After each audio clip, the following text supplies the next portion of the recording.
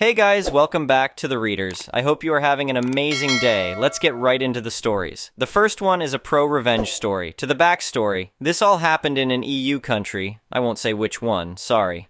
I did my apprenticeship in a mid to large size factory as a machine operator. After completing my apprenticeship, I worked in production for around a month. Then I got called into the office and they asked if I could do some holiday coverage. "We need someone who knows the system well," my supervisor Sarah told me. "Would you be interested?" I said yes. Better hours and cleaner work seemed great. I learned the systems quickly since I had manufactured those parts for a year. After my coworkers returned from their vacation, they asked me to stay and become part of their team. "You've got a good eye for detail," my colleague Marcus said. "We could really use someone like you permanently." So I accepted. I was now working in the sales quality department. Now, to the present time, March 2024, 7 years later, our team grew from 5 workers to 15 because of restructuring, which helped us tremendously. My previous boss retired last December. After New Year's, we got a new young boss around my age, 28, named Derek, who turned out to be a major problem and extremely discriminatory. A few weeks before he started, we hired a new team member, Emma, 19, whom I trained personally. Last Tuesday, I walked in to hear Derek screaming like a maniac at Emma. When I asked her what happened, she explained she had filled out the wrong form, something that happens to everyone, even me. Derek had noticed it and went ballistic. His exact words were, "You incompetent little idiot. How stupid can you be to fill out the wrong form? I should fire you and make sure you never work in this industry again." Emma was in tears at this point. Derek stormed into his office, slamming the door so hard the windows rattled. "Hey, are you okay?" I asked Emma, who was still sobbing. I brought her a coffee and took her to Patricia, our office grandma, who everyone adored. While comforting Emma, Patricia's face darkened as I explained what happened. "This isn't the first time he's done something like this," Patricia revealed, "but it needs to be the last." I was furious and told everyone what happened. After learning about the incident, 3 senior team members, each with 25 years at the company, marched into Derek's office and quit on the spot. "You're all worthless and overpaid anyway," Derek shouted after them. When they told us what he said, we formed a plan. Everyone would quit except for me, for now.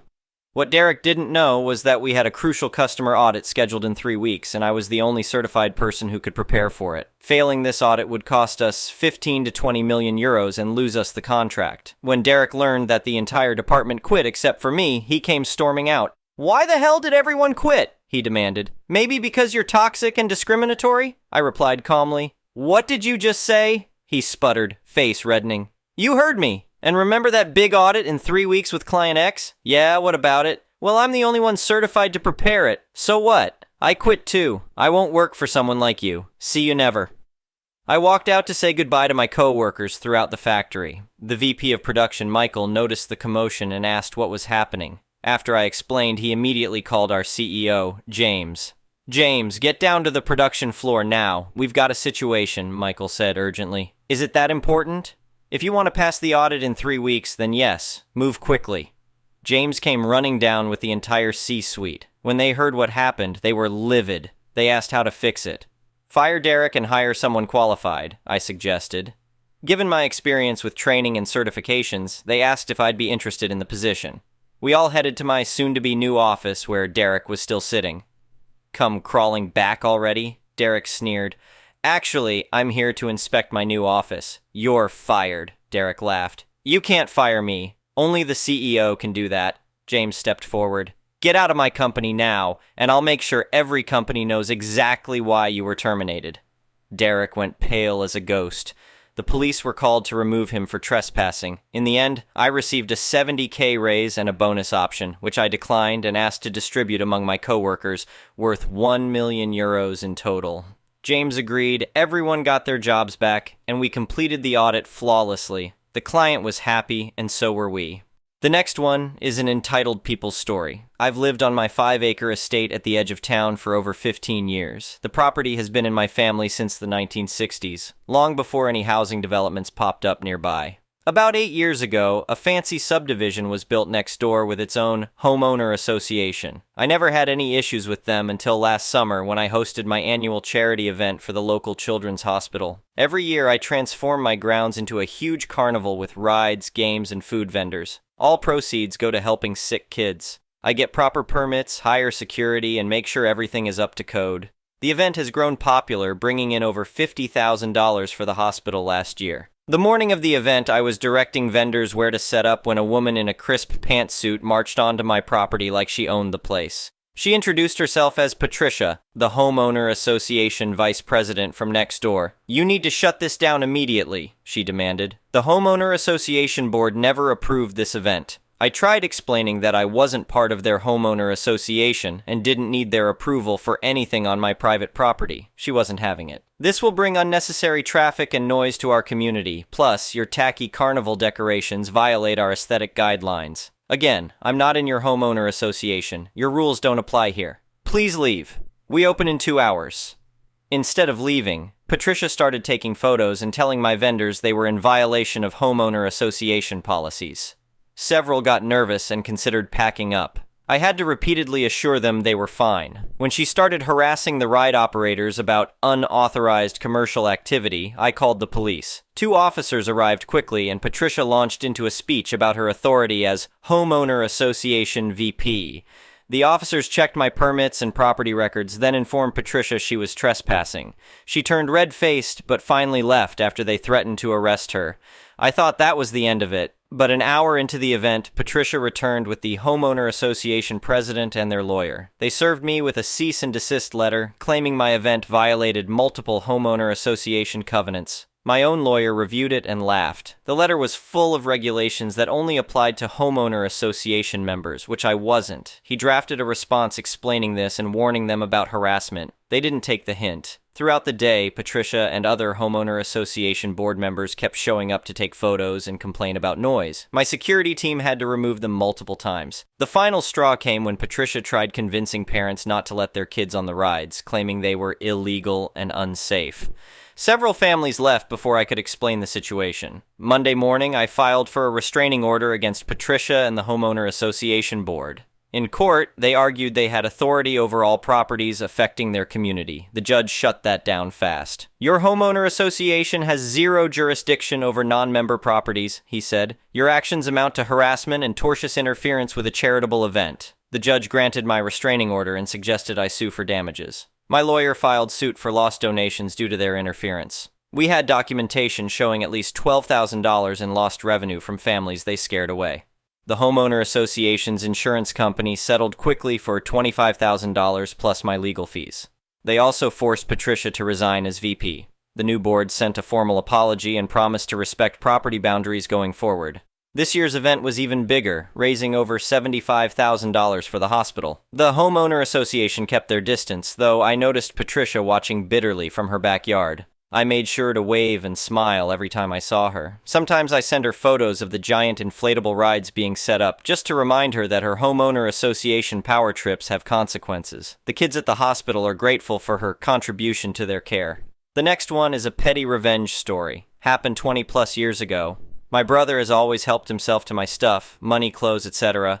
I had a beautiful pair of Timberland shoes that I kept at the family cottage in my bedroom that went missing. I asked him about them and he claimed to know nothing about them. A few months later, I'm at my mother's house for Christmas dinner when my brother walks in the door wearing my shoes. "Oh, are these yours?" he asked innocently. "I'll drop them off next week." "You know goddamn well they are mine. You would never spend money on quality shoes." My mother jumped in. "Oh, he just took them by mistake. It was an accident. He'll bring them by." Fast forward a few hours and I feign feeling sick and whisper to my wife, "Let's go." She nods. As I'm walking out the door, I quickly grab my shoes and we get to the car, then drive home. The phone is ringing. My mom is furious. "He had to go home in my pink slippers." I start laughing. "It's not funny," she yells. "By the way, I live in Winnipeg and it was a nasty wintry night. He had to scrape the ice off the windshield of his car while wearing my slippers." "I think it's hilarious." I laugh even harder. "Please tell me you got a picture." She hangs up on me. We have another family get-together a couple of days later. There is a fair bit of tension, except for me. I break the ice at the table by asking out loud, "So, did you remember to bring Mom's pink slippers?" The next one is a malicious compliance story. So this story happened over 20 years ago, back when I was in high school working for my first non-family job. I worked at a restaurant that offered a buffet and pizza, a game room, and drinks. No, not one with pizza in the name either. The location in question no longer exists, so I feel more comfortable telling this story now. If there is a better place for this, please let me know and I'll gladly move it. At the time, I, 17M, was working on a Sunday. I was asked to work the bar open shift, 9-4. Around 12 or 1L, the closer would come in. I was able to do everything except pour alcohol and do register for sales related to alcohol. No big deal. Football comes on, Packers versus Cowboys, and soon the closer came in. She, 30s, has some sort of disability given a speech impediment, but I neither knew what it was, asked, or even cared about it. I had put in my 2 weeks' notice, as I got sick of the closing shifts I would get, which should be until 10 p.m., but sometimes going past midnight, in violation of my work permit. Closer comes in during a slow period and tells me she's got it handled for now. Great, that leaves me with nothing really to do, so I pick up a tub and start bussing tables, cleaning them for those who may not know. We have 2 managers on duty that day. One I liked, Madge, and one I didn't like so much. Let's call him Rob. Screw you, Rob.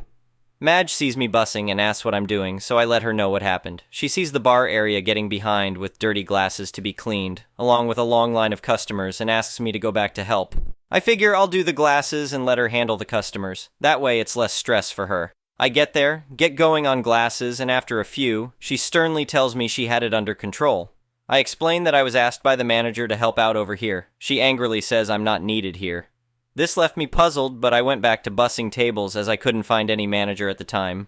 A couple minutes later, Madge sees me and sternly asks why I wasn't doing what I was told. I again explained what happened, that she asked me to help, but my help wasn't welcomed. I was trying to keep the peace between us and didn't want to look like I was doing nothing, so I was trying to help get tables turned over quickly, since we went to having a host do seating given how busy it got. I get told again to go back, do glasses like I was, and to get her if anything else happens. So I go back, knots in my stomach, for I knew a storm was brewing.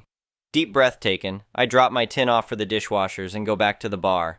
Her line is at least a dozen deep, only 1 register, and no clear counter space for dirty cups to go. So I grab a couple cups, start washing, but next thing I know, a hand grabs my wrist. I turn over and here it's the closer reprimanding me. Angry at being grabbed like that, I say to her, "Don't you ever grab me like that with that kind of hostility. I was told to be here and to help you by the manager. I do not appreciate you grabbing me like that, and if you ever do that again, I promise you I will consider it an attack on me personally, and I will defend myself appropriately."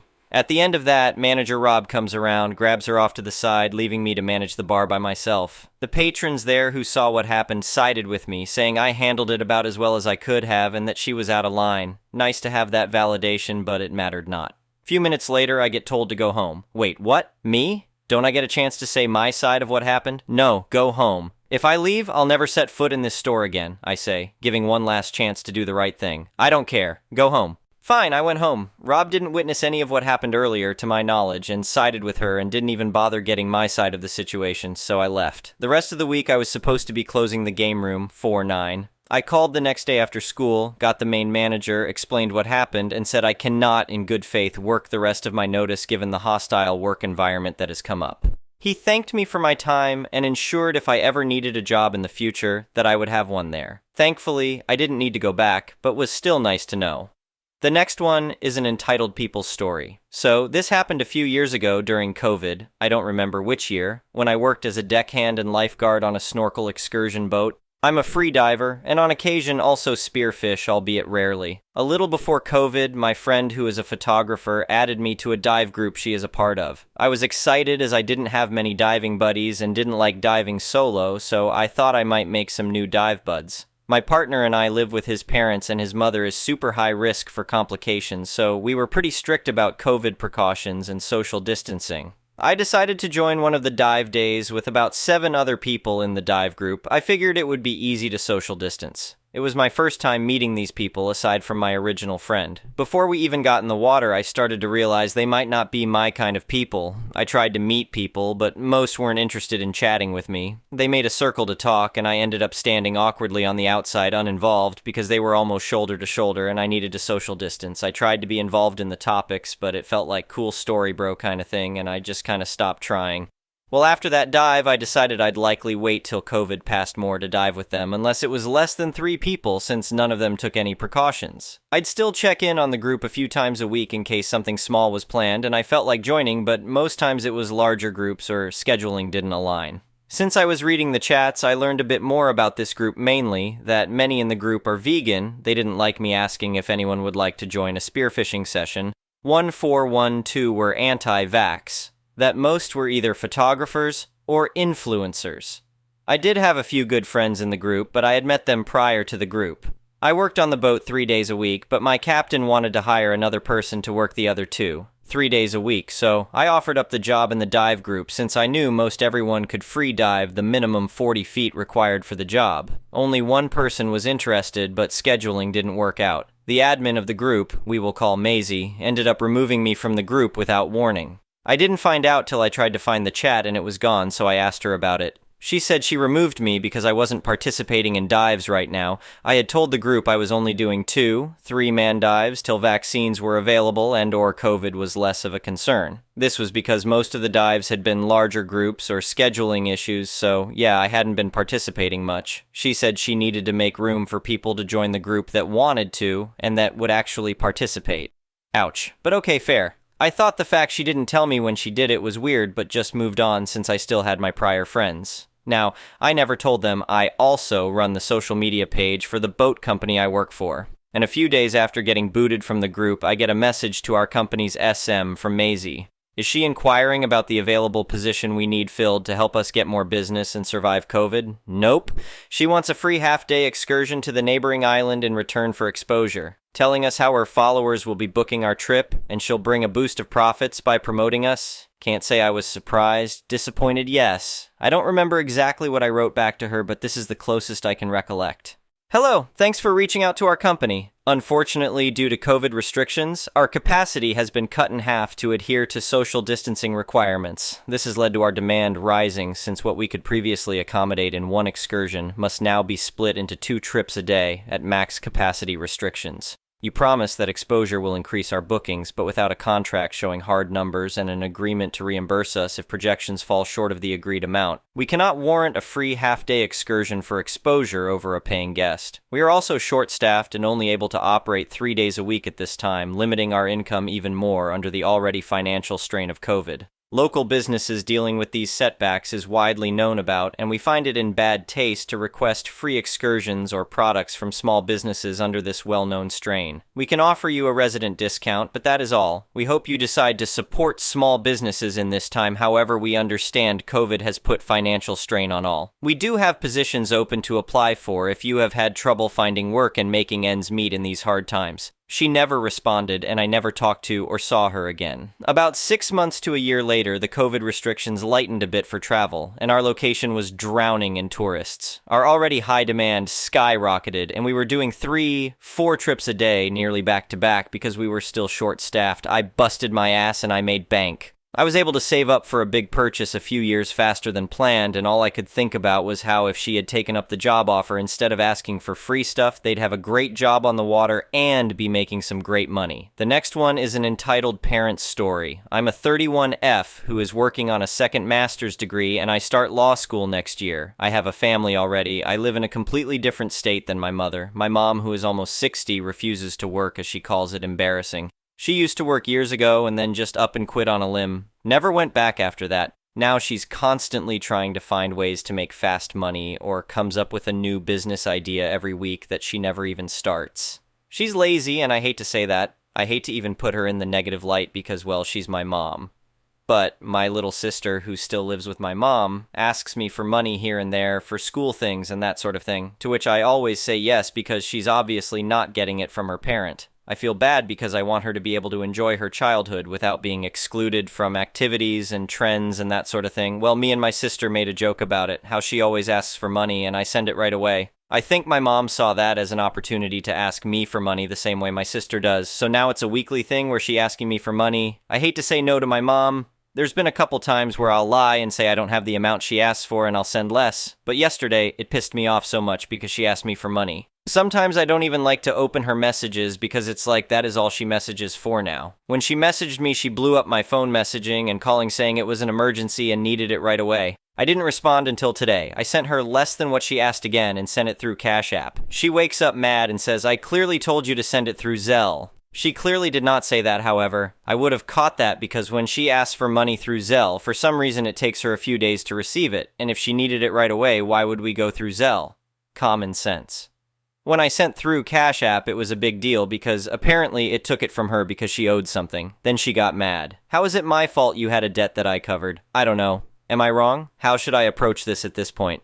I'm over it. Thank you for watching. I would really appreciate it if you could like the video and subscribe to our channel if you haven't already. We'll see you again tomorrow.